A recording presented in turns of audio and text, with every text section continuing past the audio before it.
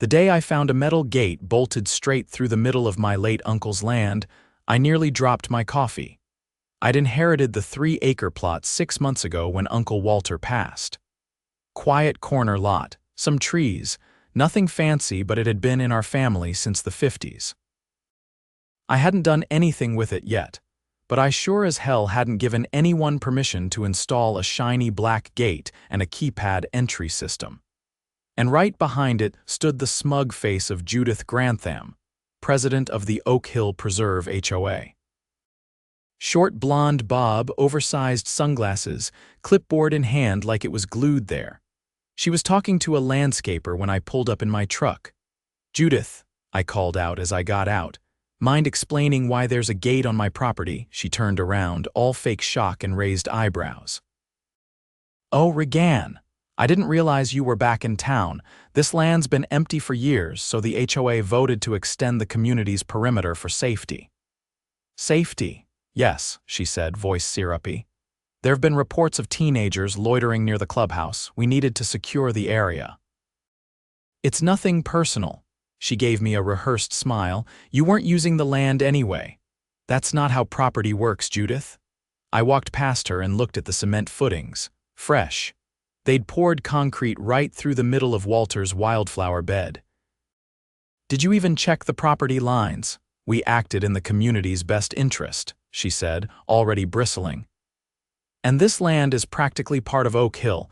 We maintain the walking trails here. I'm sure the board would be happy to offer you a small compensation for the inconvenience." "Compensation?" I laughed. "Judith, you trespassed and built on land that doesn't belong to you. That's not compensation. That's a lawsuit." Her smile dropped. "Now there's no need to get litigious. Let's be civil. I'm sure we can work something out." "Oh, we will," I said, "but not the way you think." I spent that night digging through Walter's old filing cabinet. That man kept everything. Newspaper clippings, tax receipts from the 70s, even a receipt for a goat he bought in 1964. And then I found an old manila envelope labeled Oak Hill Transfer, 1988. Inside was a deed, not for the land they'd gated. No, this was the real kicker. Walter had bought the original farmhouse before it was converted into the HOA's clubhouse, and apparently he never sold it. The HOA must have assumed the developer did, but the deed was clean. No sale, no transfer, just Walter's name and now mine. They gated my land, but I owned their clubhouse. The next morning, I stood in the county recorder's office, the original deed to the old farmhouse resting on the counter like a loaded weapon. The clerk, a wiry woman with a coffee stain on her blouse and a nameplate that read Melinda, adjusted her glasses as she examined the document. "This is definitely valid," she muttered, flipping through the pages. "Stamped, notarized, and last updated in 2003 when your uncle filed his amended trust, and this parcel here." She tapped the map overlay on her screen. "That's the Oak Hill Preserve Clubhouse." "Not for long," I said, leaning back. Melinda gave me a sideways glance. "You planning to sell it?" "I'm planning to walk in there and remind them who the actual owner is." She chuckled under her breath. "Wish I could be there to see that." I left with certified copies and a printout showing the parcel's legal boundaries. The clubhouse lot was clearly outlined, still titled to Walter. If the HOA had assumed anything else, they'd done it without due diligence. And now they'd gone one step further, gating property they had no legal claim to, then offering me hush money like I was some squatter. I drove straight to City Hall and requested a meeting with the zoning department. I didn't want to just confront Judith, I wanted to be bulletproof when I did. The zoning director, a tall man named Harris with a voice like gravel and a Rolodex full of headaches, was more than happy to pull up the records. "They never filed for annexation of your lot," he said, scrolling through permit logs. "And there's no construction permit for that gate either." "That's a violation in 3 different places." I raised an eyebrow. "Think that's enough to get the city involved?" he snorted. "You're giving me gold." "Don't be surprised if code enforcement shows up before you get a chance to." By early afternoon, I had copies of the violation statutes, zoning maps, and a formal complaint filed with the city. But I wasn't stopping there. I made one more stop, an attorney's office on the second floor of a strip mall behind a Thai restaurant. The brass plaque on the door read, Connie Alvarez, Property Law. She was a friend of my cousin's and, conveniently, a bulldog in court. You're saying they fenced off your land and are squatting in a building they don't own, Connie said after I laid everything out. I'd call that textbook encroachment. Maybe even fraudulent misrepresentation if they've been collecting dues under false pretenses. Can you take it? I'll draft a cease and desist by tomorrow morning, she said, scribbling notes, and I'll file a quiet title action by the end of the week. If they've collected HOA fees based on ownership of that clubhouse, things are going to get messy fast. That night, I installed a trail cam facing the gate and another one near the path that cut through the trees. I wasn't taking any chances. If they tried to sneak in more work under cover of darkness, I wanted it on film. I also printed out a laminated sign. Private property trespassers will be reported to police. I zip-tied it right onto their precious gate. By sunrise, the emails had started. First from some board member named Douglas, asking for a conversation over coffee. Then another from someone calling themselves HOA Legal Liaison, which I knew was just Judith's husband, since he wasn't licensed in the state. I ignored both. At noon, I drove to the clubhouse and walked right in. The place was empty except for Judith and two other board members sitting around a fake mahogany table. One of them was the landscaper I'd seen earlier, now dressed like he was auditioning for a yacht commercial. The other was a retired dentist named Paul who looked like he'd just swallowed a lemon. Judith stood when she saw me. Regan, I hoped you'd come. We'd really like to resolve this peacefully. I laid the certified deed on the table. That's the legal ownership of this building, including the land it sits on. My late uncle never sold it. You've been operating here without title for over 30 years. Paul blinked. The landscaper shifted uncomfortably. Judith didn't move. You're bluffing, she said flatly. I slid the zoning map next to the deed. Here's the parcel number, matches the deed, matches the city's own records. You don't own this building, you never have, and you've been collecting HOA fees under the assumption that you do. She hesitated. Even if that's true, we've maintained the property, we've improved it. That gives us nothing, I interrupted. No legal claim, maintenance doesn't override title, and now your unauthorized gate, that's a separate offense. City code enforcement's already involved. Paul spoke for the first time. What exactly are you planning to do with this? Revelation. I looked him dead in the eye. First, I'm evicting the HOA from this building, then I'm suing to reclaim the back rent after that. Well, I might just turn it into a veterans center. My uncle would have liked that. The landscaper stood up. You can't just take over the clubhouse. People hold weddings here. That's not my problem, I said, heading for the door. You've got 30 days to vacate. You'll be getting the notice in writing. As I stepped outside, a city code enforcement van pulled up. The officer inside rolled down his window and flashed his badge. Regan Thompson? That's me. We got a report of unauthorized construction on parcel B12. That your land? I nodded toward the gate. Right through there, he gave a low whistle. I'll need to take some photos. You want us to press charges? I want it documented. You'll be hearing from my attorney, he smiled. Already did. By the end of the week, 2 more surprises came knocking. First, a former board member named Lisa called me. She'd resigned last year after clashing with Judith over transparency issues. She'd heard about the gate fiasco through the neighborhood grapevine. I've got documents showing HOA funds were reallocated to pay for that gate, she said. They used maintenance funds, didn't disclose it to the residents. Can I get copies? They're in my garage. I'll bring them over. The second surprise came from the county tax office. Apparently, the HOA had been filing for tax-exempt status for the clubhouse for decades. But since they didn't actually own the property, that exemption wasn't valid. The county was preparing to reassess the back taxes, possibly going back 20 years. When I told Connie, she laughed. That's tax fraud, not a civil issue anymore. That's criminal, if the DA gets wind of this. They might lose more than a building, I said. She nodded. They might lose the whole HOA charter. On the 25th day, a moving truck showed up at the clubhouse. Judith wasn't there, neither was Paul, just a few volunteers hauling out folding chairs and fake ficus trees. No ceremony. No apology, just quiet retreat. That night, I walked through the empty clubhouse with a flashlight. The walls still had pictures of community events and annual potlucks. A binder labeled Board Minutes sat abandoned on the desk. I flipped it open, scanning through years of decisions that had never been theirs to make. In the back office, I found a locked filing cabinet. I pried it open with a screwdriver and found what I was hoping for: HOA financial records.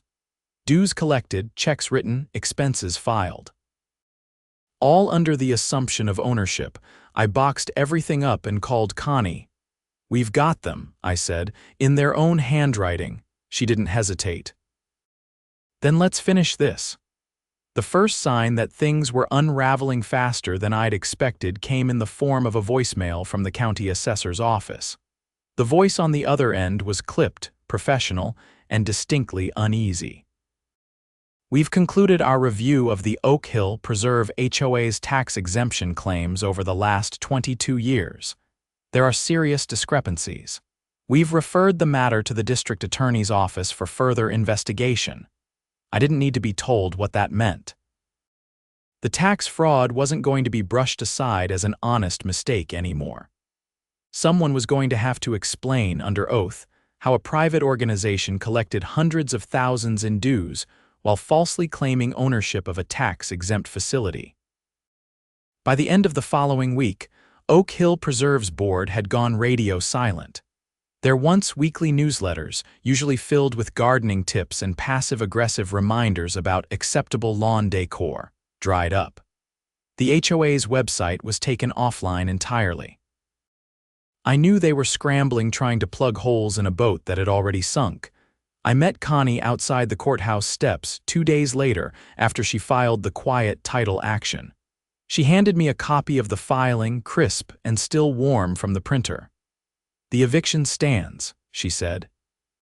"But we're going further. We're petitioning to dissolve their claim to the HOA's charter itself.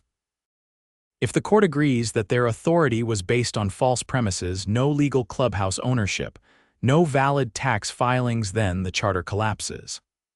I thumbed through the document, stopping at the section listing residents who'd submitted declarations in support. I recognized several names.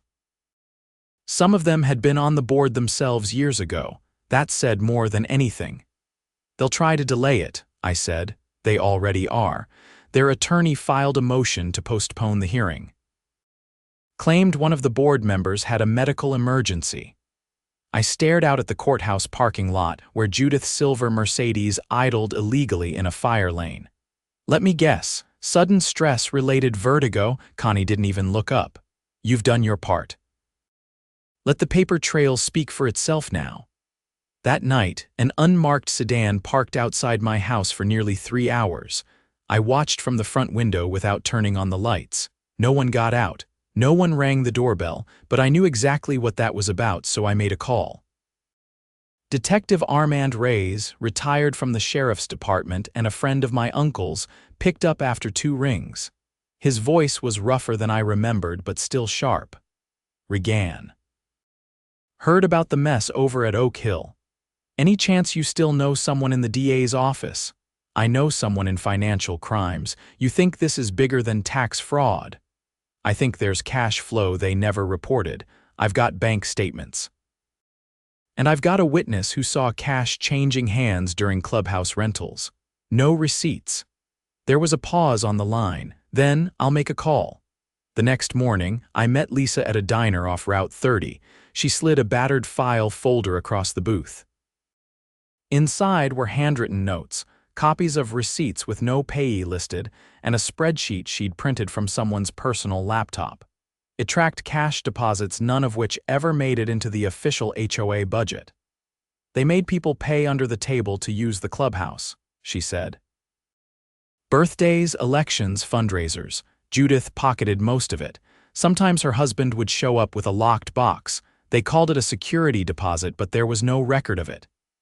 You ever witness them logging it anywhere? She shook her head. They told me not to ask questions if I wanted to keep my committee seat. I took a photo of each page, one by one, before sealing the originals in a plastic envelope. Then I handed her a copy of the cease and desist Connie had filed. It's over, I told her. But they're not going to go down easy. 3 days later, Detective Reyes called back. You were right.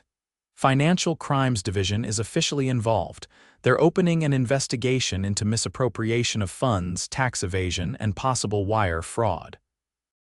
They've subpoenaed the HOA's bank records. Good, I said, pacing in my living room. Because they've been hiding something, I just don't know how deep it goes. You're going to find out. The following Thursday, officers in plain clothes arrived at Judith's house. I watched from the sidewalk as they escorted her out in a navy jacket and yoga pants. Her expression wasn't one of surprise, it was fury. The kind of rage that comes from losing control, not from getting caught. 2 other board members were picked up the same day. The landscaper, whose real name turned out to be Franklin Kavanaugh, had been paid over $70,000 in maintenance fees the past 2 years, all without formal contracts or work orders. The county had no record of licensing for any of his supposed landscaping businesses. When the local paper ran the headline HOA leaders under investigation for fraud, embezzlement, neighbors started showing up at my door, at first cautiously. A few with questions, then more openly. Some brought documents, others brought horror stories. One woman, Marcy from the next street over, told me they fined her for unauthorized pet noise when she didn't even own a dog. Another, a retired lineman named Curtis, said they threatened to foreclose after he built a wheelchair ramp for his wife. The ramp was up to code. He had permits. They just didn't like how it looked. They told me to paint it to match the clubhouse trim, he said. Said it was an eyesore. I recorded every testimony, every document. Connie was building a secondary case, a class action suit on behalf of the residents. Not only had the HOA been operating illegally, they'd been abusing their power to punish dissenters and line their pockets. By the time the court date arrived for the quiet title hearing, word had spread through the entire county. The courtroom gallery was packed. Local news had a camera crew outside. And for once, Judith didn't show up in pearls and posture. She came in shackled, flanked by her attorney and 2 bailiffs. The judge, a steely-eyed woman named Kavanaugh, reviewed the documents in silence for nearly 20 minutes before speaking. This court recognizes the petitioner, Regan Thompson, as the rightful owner of parcel B12, previously misused as the Oak Hill Preserve Clubhouse, and finds no evidence of illegal transfer or sale. Furthermore, given the accompanying evidence of tax fraud, financial misconduct, and improper governance, the court finds cause to suspend the operating authority of the Oak Hill Preserve HOA pending full investigation. Judith's attorney tried to object. The judge cut him off. You'll have your chance to respond during the criminal proceedings. For now, the charter is frozen. The HOA is dissolved. The gavel came down with finality. Outside, residents waited. Some clapped. Others simply looked relieved. I didn't say much. Didn't need to. The weight of it had already shifted. The power Judith and her petty army had wielded for decades wasn't just gone, it was toxic now. No one would touch it. That weekend, I hosted a community meeting on the lawn outside the now empty clubhouse. I brought folding chairs, fresh lemonade, and a whiteboard. We didn't talk about revenge. We talked about rebuilding. Curtis offered to design a new community access plan that didn't involve any gates. Marcy volunteered to help organize events, real ones, open to everyone. Lisa offered to handle financial transparency, every transaction posted monthly for all to see. We didn't need an HOA. We needed each other. And for the first time in a long time, Oak Hill felt like a neighborhood again. Rain drizzled steadily the morning the demolition crew arrived. A few neighbors watched from their porches as the crew foreman stepped out of his truck and unfolded the work order, laminated against the weather. I nodded to him from the porch of the old farmhouse, now mine officially, legally, and without dispute. The gate the HOA had installed across my family's land stood crooked and rusted, the keypad box dangling by its wires after a teenager had taken a baseball bat to it 2 weeks earlier. The crew wasted no time. By noon, the gate was gone. Concrete footings were jackhammered out of the flower bed. No press, no ceremony. Just the quiet, satisfying grind of machinery undoing what never should have been built. I still hadn't stepped inside the farmhouse, not properly. I'd walked through it once to confirm the utilities were still disconnected, but I hadn't touched a thing. Walter hadn't lived there in decades. He'd converted it into storage when he moved into the smaller house on the opposite lot. But now that it was free of all HOA entanglements, I needed to see what he'd left behind. Inside, it smelled of old wood and dust. The floors creaked with every step. Boxes were stacked ceiling-high in the rear hallway, labeled in his handwriting tools, winter gear. Receipts 1990s, letters. I moved carefully through the clutter, shining a flashlight beam into corners. I stopped when I reached the basement door. It was padlocked. I retrieved bolt cutters from my truck and snapped the lock. A cool draft met me as I descended the narrow staircase. The concrete floor was bare, but something caught my eye on the far wall. A metal filing cabinet with a broken handle and a yellowed envelope taped to the front. It read simply, "If they ever push too far." I opened it. Inside were photographs, detailed notes, and a cassette tape. The photos showed Judith's husband, Harold Grantham, meeting with a man I didn't recognize. The setting was a contractor's office. Walter had dated the photos. 1997. The notes detailed payments made by the HOA board to a shell company that didn't exist in the state's business registry. And the tape, Walter's voice came through first clear, deliberate. He'd recorded a conversation with Harold, who apparently had tried to buy the farmhouse years ago under a different name, a straw purchase. Walter had declined, and Harold had grown threatening. "You're a stubborn old man," the recording said. "You'll regret not cooperating," Walter had replied calmly, "and you'll regret assuming I keep quiet when cornered." I sat back on the basement step, stunned. This wasn't just mismanagement or greed. This was a conspiracy that had been quietly evolving for decades. The current board wasn't just negligent, they were complicit in something deeper.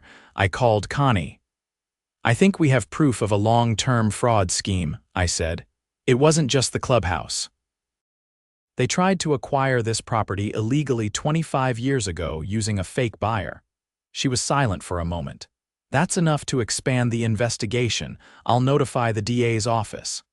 They moved quickly. Within 72 hours, Detective Reyes returned with a warrant team. They confiscated the filing cabinet and digitized the tape. The man in the photographs was identified as a former contractor who disappeared after a bankruptcy scandal in the late 90s, never charged, but deeply connected to several fraudulent property deals. More subpoenas followed. The HOA's old treasurer, a man named Malcolm who had since moved to Arizona, was brought in for questioning. Under pressure, he admitted that the board had knowingly funneled funds through the same shell company as recently as 2 years ago. They'd used it to inflate landscaping costs, charge the HOA triple for basic services, and pocket the difference. The DA's office filed a formal racketeering case. RICO. Not something you hear often with HOAs, but the paper trail was airtight. Fraud, wire transfers, money laundering, and threats of retaliation against dissenting residents. Every charge was supported by years of documentation and the damning recording from Walter's tape.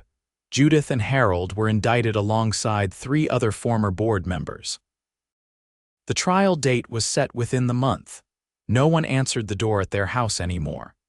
A for sale sign went up a week later, but no one in the neighborhood believed it would sell.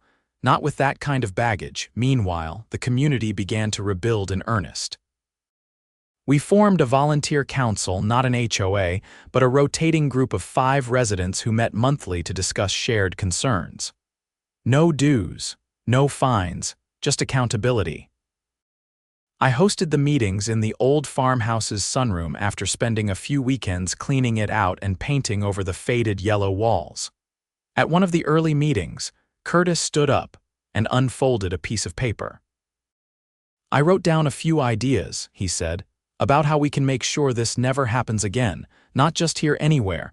Maybe we put together a guide, something folks can share." Marcy leaned forward. "A neighborhood charter.